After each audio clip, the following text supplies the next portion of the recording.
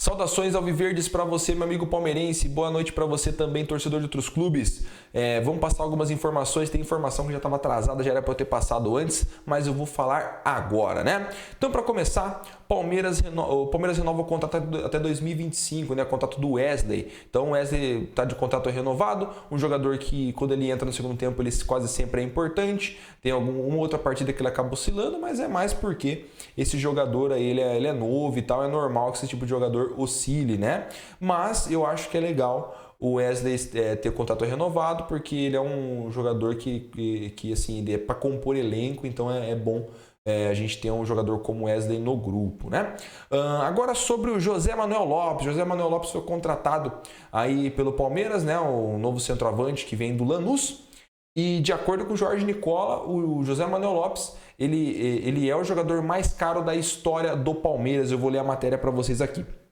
José Manuel Lopes, mais novo reforço do Palmeiras, entrou na história do clube. De acordo com o jornalista Jorge Nicola, o atacante se tornará a contratação em reais mais cara da história do clube.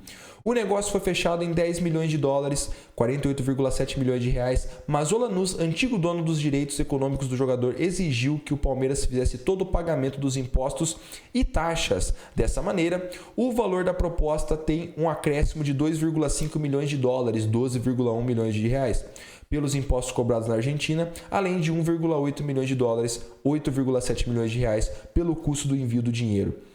Nesse sentido, o Palmeiras pagará no pacote final 14,3 milhões de dólares, quase 70 milhões de reais.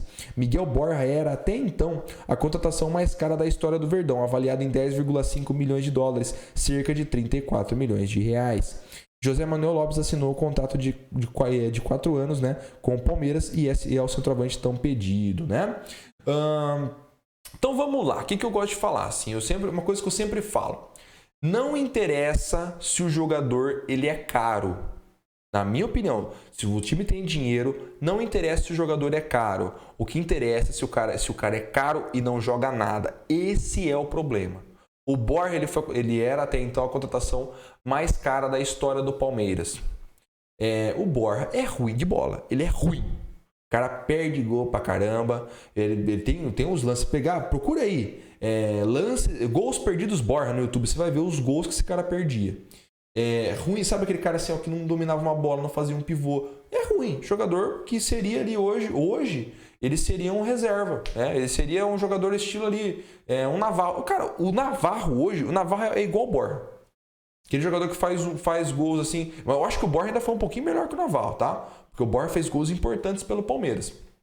Coisa que o Navarro ainda não fez. Ele fez gols na fase de grupo da Libertadores, tá faltando muito pro Navarro. Mas, entenderam? É um jogador assim que ele é para ser um banco ali. O Borja seria um bom jogador para ficar no banco ali, vamos dizer assim, né? Só que pelo valor que foi contratado, né? O Borja foi contratado por um valor muito alto. Então, meu irmão, ele não correspondeu às expectativas. E esse é o problema. Você vai comprar vou dar até um exemplo nada a ver. Você vai comprar um tênis. Você compra lá um tênis a 600 reais, mas você colocou o tênis no pé, o tênis foi confortável e assim, atingiu suas expectativas daquele tênis, cara, é ótimo. Agora, se você comprar um tênis de 200 reais, que você põe o pé para fora de casa, o tênis estoura, é uma bosta. Então, é isso. É isso. Então, o problema não é o jogador ser caro, ele tem que corresponder. E é uma tarefa dificílima para o José Manuel Lopes. Por quê?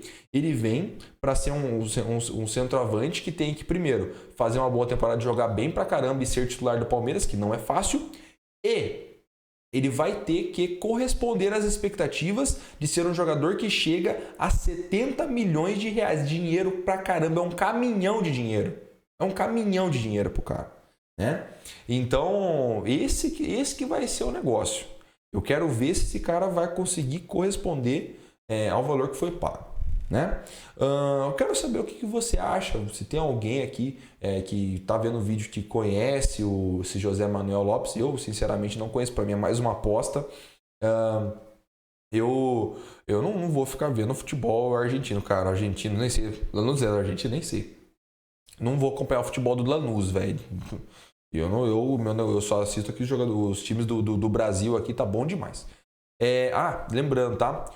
Uma outra coisa, o Merentiel, que ele também é centroavante, foi contratado e tal, ele também joga pela ponta, tá? Então pode ser que os dois joguem junto também, não sei, né?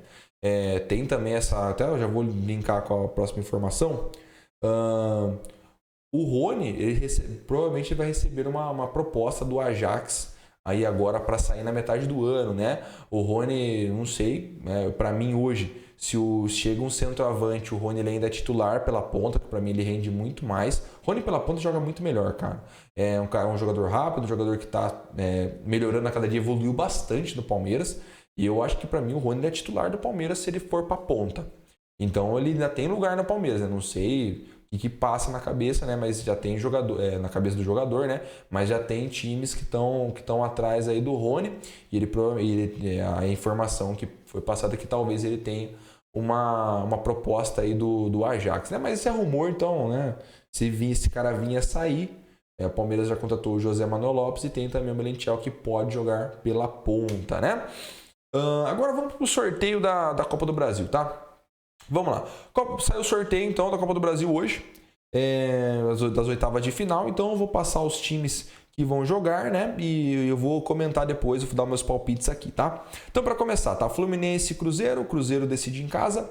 Atlético Mineiro e Flamengo, o Flamengo decide em casa. Corinthians e Santos, o Santos decide em casa. São Paulo e Palmeiras, Palmeiras decide em casa. Bahia e Atlético Paranaense, Atlético Paranaense decide em casa. Atlético Goianiense e Goiás, né? Goiás decide em casa. Fortaleza e Ceará, Ceará decide em casa, né? E América Mineiro e Botafogo, o Botafogo também decide em casa, tá? Então, ó, daqui, tá? Eu já vou falar quem que eu acho que vai passar. Meus palpites, tá? Palmeiras, é claro, para mim Palmeiras, sempre vou votar no Palmeiras, sou palmeirense, pô.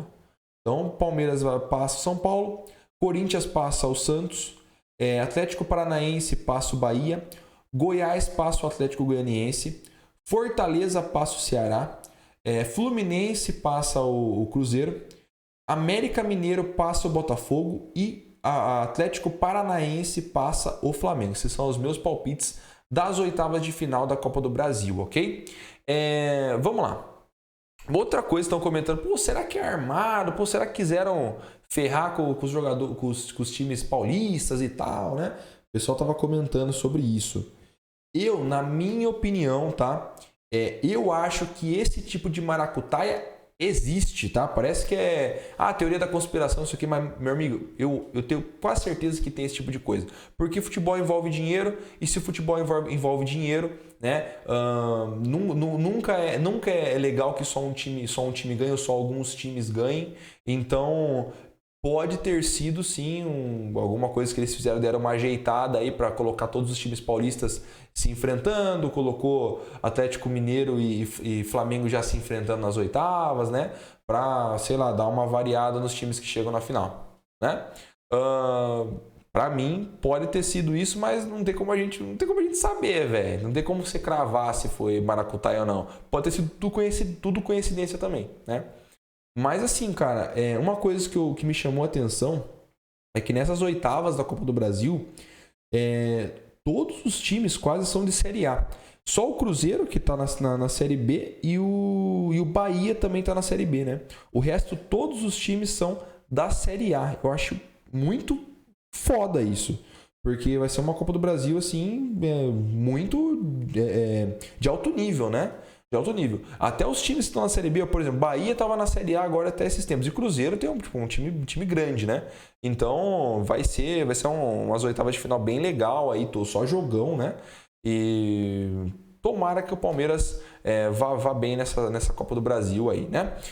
E para finalizar o vídeo, eu quero comentar um pouco aí do Danilo, né?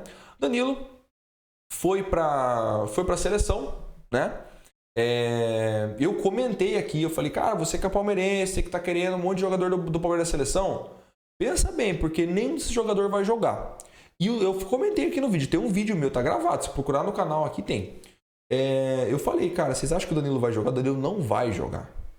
Por que acontece? Primeiro, hoje na seleção, na minha opinião, a parte dos volantes hoje, na minha opinião, é a posição da seleção que a seleção tem os melhores jogadores, que é o Casemiro, Fabinho, Bruno Guimarães, Fred, aí tem aquele Alan que ele entrava também e tal. Tudo jogador da Europa, né? Tudo jogador que jogam em times grandes lá da Europa. Então, cara, é muito difícil o Danilo jogar. Danilo é novo ainda, não é o jogador, é esse jogador ainda, na minha opinião. Não tem como comparar futebol brasileiro com o futebol europeu. Lógico que o Danilo tem um potencial muito grande. Provavelmente esse jogador ele vai para fora, tem tudo para ter uma baita de uma carreira fora aqui do Brasil. Mas ele ainda não é esse jogador. E eu odeio quando o Tite ele convoca jogador só por convocar. Ele faz isso sempre, cara. Convoca lá um jogador só porque tá todo mundo cobrando e fala, vou convocar então. Né? Eu odeio quando isso acontece porque desfalca os times, desfalcou o Palmeiras, cara. O Palmeiras tá aí, ó, ficou dois jogos sem o Danilo, e aí? Né? Prejudicou a gente. Já tira o Everton e tira o Danilo aí. Né? O Palmeiras ele é um com o Danilo e outro sem o Danilo. Eu sempre falo aqui. O Danilo é o jogador hoje, está sendo um dos jogadores mais, se não for o jogador mais importante do Palmeiras, né? E convocou o Danilo. Danilo simplesmente não jogou, foi cortado do primeiro jogo, do segundo jogo, nem sei se foi cortado também ou ficou só no banco sem entrar. Cara, eu acho isso ridículo. Porque se for pra você convocar o cara, porque pra mim, na minha opinião, amistoso não tem que ter corte. Não, foda-se, você tem 4, você convocou 4 volantes, você ainda convoca outro pra você cortar. Só convocar mais um jogador pra você cortar, meu irmão. Cortar jogador em amistoso, pra mim, é ridículo. Ainda mais que você pega e você desfalca o jogador no time que ele joga. Isso é ridículo. Você pega lá o Danilo, imagina, ainda mais que saiu em todos os meios de comunicação, saiu em todos os programas esportivos, convocou o Danilo, finalmente o Tite lembrou do Danilo, nossa, que legal a convocação, deu entrevista, falou, estou muito feliz, realizando meu sonho, o cara é cortado. Mano, é rir pra não chorar, meu irmão, é rir pra não chorar, velho. Tipo assim, ó, cara... o cara, tipo assim, ele ficou com uma puta vontade lá, nossa, vou defender meu pai na seleção, no final, ó, brocha, velho. É isso, porra. É isso, velho.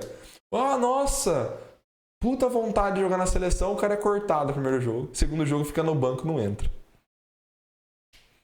Por que convocou? Por que? Tite, eu te pergunto, por que você convocou o Danilo? Por que você fez isso, meu? Deixa o Danilo aqui. Faz igual o Veiga. Finge que eles são tudo de outro país mesmo e não convoca, velho. Não convoca. Eu odeio. Já tô falando, ó. Eu vou torcer. Tô quase começando a torcer contra a seleção por causa dessas convocações de ficar deixando o Palmeiras desfalcado. Eu já tô começando a torcer contra a seleção. E assim, ó, na minha opinião, tá? O que o Tite tinha que fazer? Vai convocar? Convoquei, beleza. Convocou lá o Danilo. Meu, coloca ele pra jogar, nem que seja, sei lá, 10 minutos, mas coloca o cara pra jogar.